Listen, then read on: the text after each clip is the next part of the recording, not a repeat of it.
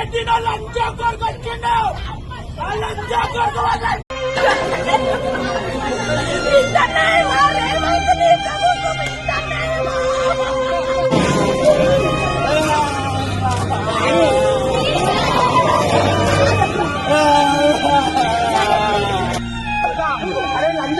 నా కూతురు మాట్లాడలేదు చేపడికి ఇప్పుడు వస్తున్నాయా ఒక్కరి పనికి రాకుండా చేశాడు తెలుసా. నాకు కూతురే రాకుండా